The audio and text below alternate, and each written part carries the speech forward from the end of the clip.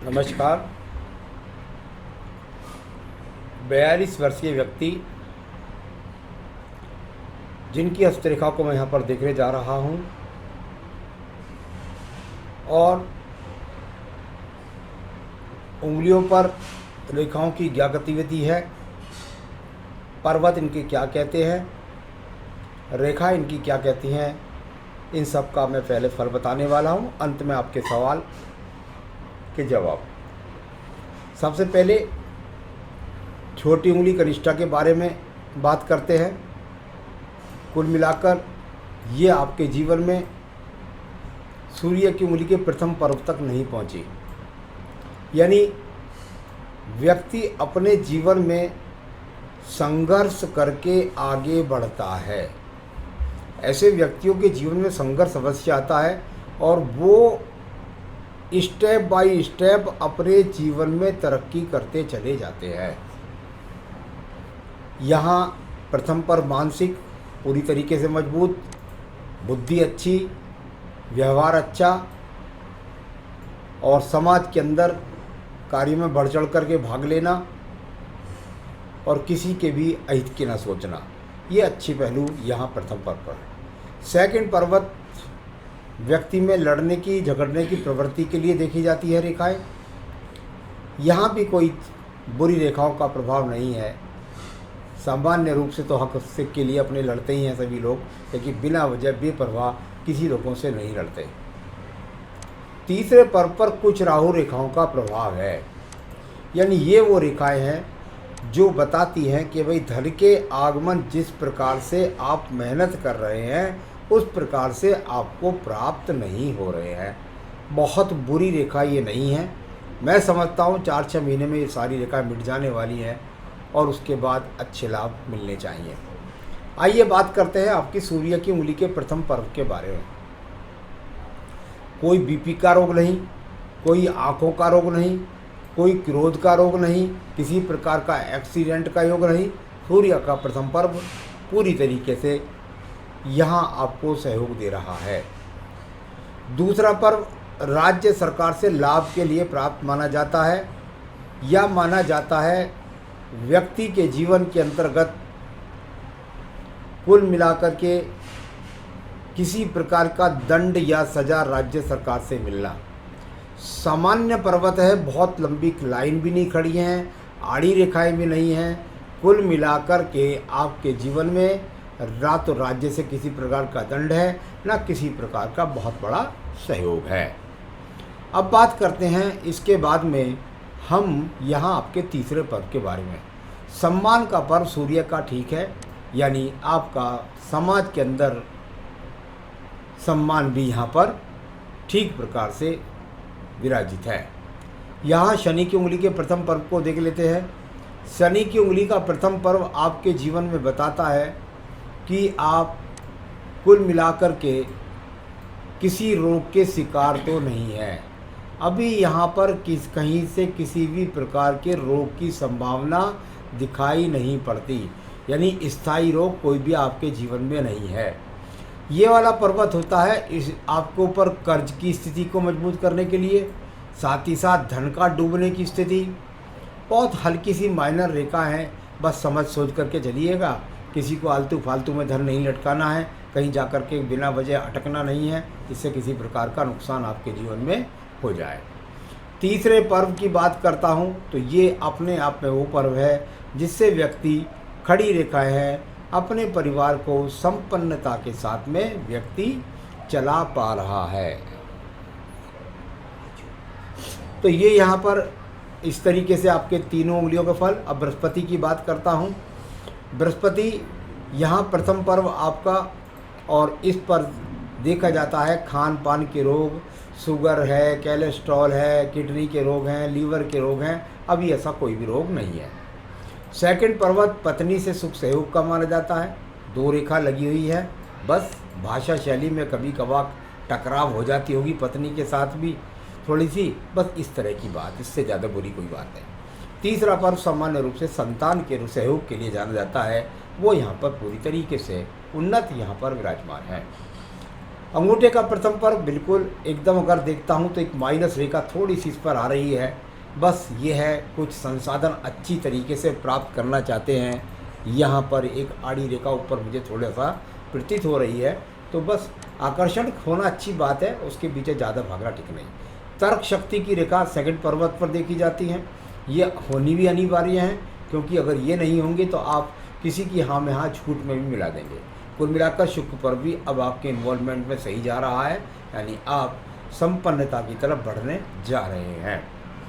अब बात करते हैं हम आपके यहाँ पर बुध पर्व के बारे में। बुध पर्व के बारे में यदि आप देखेंगे तो सीढ़ीदार बनती हुई ये रेखाएं, ऐसा लगेगा जैसे सीढ़ी चढ़ रहे हैं आप, स्टेप बाय स्टेप, यानी बुध के नीचे स्टेप बाय इस तरह से रेखा लग जाए तो कहते हैं व्यक्ति जीवन के अंदर धन की सीढ़ियों को चढ़ रहा है। यहाँ वर्तमान में भी धन के आगमन है और आगे भी ये और रेखा जितनी लंबी होती जाएंगी या जितनी ज़्यादा होती जाएंगी उतने अच्छे धन के आगमन आपके जीवन में बढ़ जाएंगे। सूर्य का पर्व, यश का पर्व, दूर स्थानों से लाभ का पर्व थोड़ा सा दबा हुआ है। कुल मिलाकर ये इशारा देता है कि अगर आप थोड़ा सा दूर से जुड़ने की कोशिश करेंगे, स्थान परिवर्तन की कोशिश करेंगे तो संभावना नुकसान हो जाए।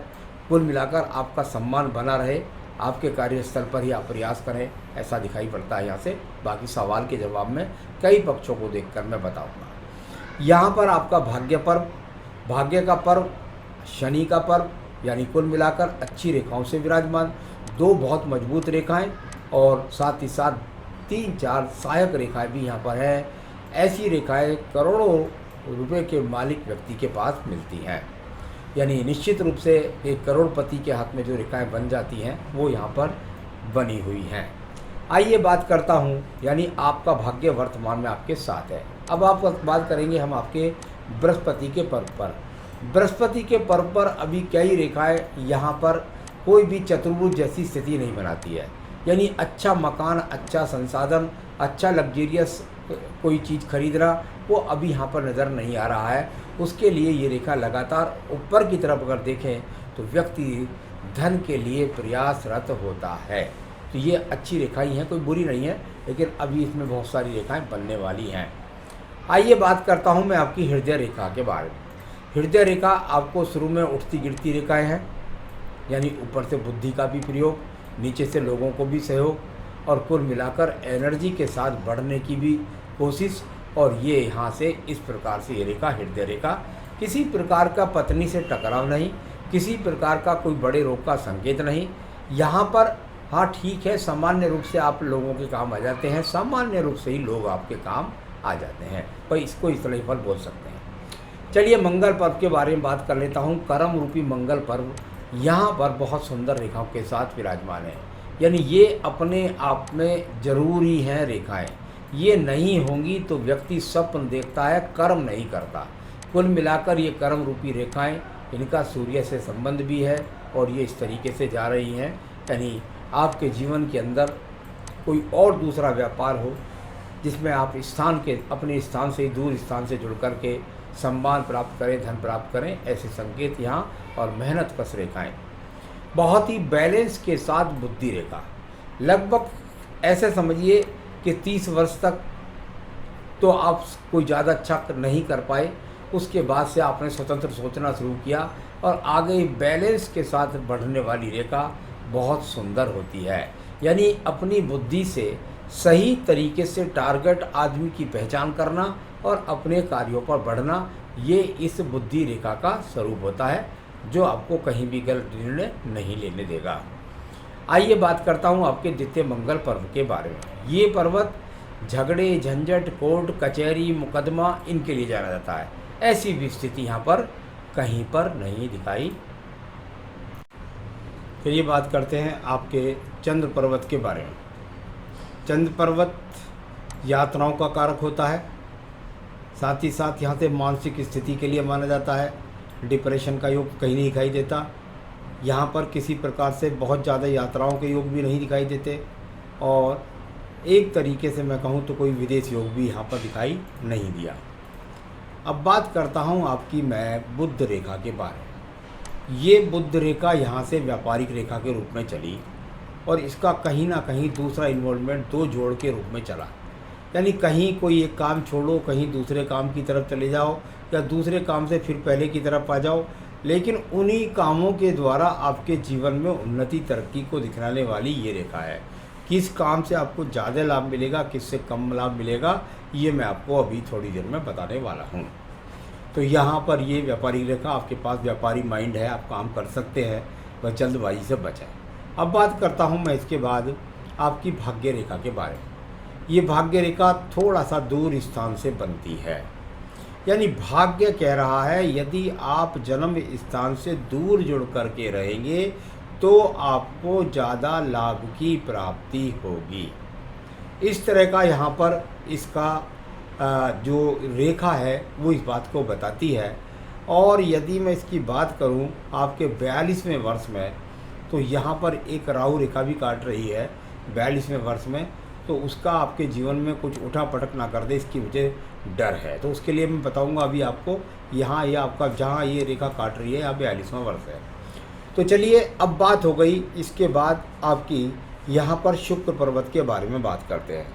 शुक्र पर्वत संसाधनों का पर्व होता है, और संसाधनों के पर्व को यदि मैं देखता हूँ तो वर्तमान में यहाँ पर कोई भी माइनस का चिन्ह नहीं है। यानी इस समय पर साधन भी है, इस समय पर संसाधन भी है, उसका आप सही तरीके से उपयोग करें, बस ये मैं आपको ज़रूर कहूँगा। मैं बात करता हूँ इसके बाद आपकी रेखा की, और वो रेखा है आपकी आयु रेखा। दो मुख्य आयु रेखा जब हो जाए तो यानी पैतृक संपत्ति भी मिलती है, और साथ ही साथ व्यक्ति का बुढ़ापा बहुत अच्छा भी होता है। तो ये आपकी आयु रेखा लगभग पहुँचती है यहाँ जाकर 75 से 80 वर्ष के बीच। तो यहाँ सभी रेखाओं के बारे में मैंने आपको बताया। अब उनकी गतिविधि क्या है, अब बताऊंगा मैं आपको आपके सवालों के जवाब। पहला सवाल है आपका, पुराना काम है चांदी का। चांदी के लिए हम देखते हैं शुक्र पर्व कैसा है, बिल्कुल अच्छा, यानी चांदी का काम ठीक है आपका। चंद्र पर्वत कैसा है, वो भी चांदी का कारक है, वो भी ठीक है। व्यापारिक रेखाएं कैसी हैं, वो भी ठीक है, यानी चांदी का काम ठीक है। दूसरा, आपने पूछा मुझसे सवाल, मुझे तीसरे सवाल पर आना पड़ेगा, पहले सोने का बाद में बताऊंगा। 2 साल से काजू का काम भी कर रहा हूँ लोन लेकर, अभी एक ऑफ़र आया है फैक्ट्री के लिए, वो लूँ या ना लूँ। जहाँ तक जो काजू वाला काम है आपका, या पार्टनरशिप का काम है आपका, आप पार्टनरशिप में कभी भी काम करेंगे आपको लाभ नहीं होगा। दूसरी बात, काजू वाला जो काम है वो आपका, वो भी जो काम है उसके अंदर भी बुध चंद्रमा शुक्र का इन्वॉल्वमेंट है, यानी ये काम भी आपका ठीक है। सवाल ये है कि इसको दूसरे के ऊपर यदि आप छोड़ देंगे, इस पे से निगाह आप हटा लेंगे, इसकी देखरेख आप स्वयं नहीं करेंगे, तो आपको भारी नुकसान हो सकता है, क्योंकि 42वें वर्ष पे वो रेखा कट रही है। तो या तो जो नुकसान हो चुका, इस नुकसान की रेखा है, वो आगे आपको संभलना होगा, आपको उसको पूरा समय देना होगा, तब आप उससे लाभ उठा पाएंगे, इसमें कोई भी शक नहीं है। तो कुल मिलाकर आपको जो काजू वाला काम है और चांदी वाला काम, ही दोनों बनते हैं। तीसरा, आप सोने का काम के बारे में कहिए। आपका सूर्य इन्वॉल्वमेंट ठीक तरीके से नहीं कर रहा है, मैं आपसे कहूँगा कि सोने वाला काम आप ना करें तो आपके लिए ज़्यादा बेहतर होगा। तो कुल मिलाकर ये अब आपको तय करना है कि आप क्या करें जिससे आप सही कर सकें। तो यदि वो काजू के लिए आप काम कर रहे हैं, कोई फैक्ट्री के लिए काम कर रहे हैं, थोड़ा सा समय लगाकर जब आप स्थिर रूप से वहाँ रहेंगे तो निश्चित रूप से उस काजू वाले काम में पैसा आपके पास में आएगा। तो ये आपको करना है, और सोने वाला काम आपके हिसाब से इन्वॉल्वमेंट उसका ठीक नहीं है। तो ये फैक्ट्री के लेने न लेने का निर्णय आप खुद करें। आप क्या करें जिससे आप सही निर्णय ले सकें और आपको नुकसान ना हो। इसके लिए एक फायर ऊपर इस उंगली के अंदर धारण कर लीजिए। यदि ये रतन मिल जाता है तो आपके पास ठीक है, नहीं मिलता है तो आपको मैं यहाँ अपने यहाँ से रतन दिखला दूंगा ऑनलाइन, और आपके पास अंगूठी बनवा कर पहुँचा दूंगा। दूसरा, आपको पूजा में सिर्फ एक ही काम करना है केवल और केवल दुर्गा सप्तशती में होता है देवी कवच। देवी कवच का नित्य पाठ कर लीजिएगा, आपकी सभी समस्याओं को आप हल कर पाने में स्वयं समर्थित होंगे। तो बस इतना करें और जीवन में तरक्की को प्राप्त करें। नमस्कार।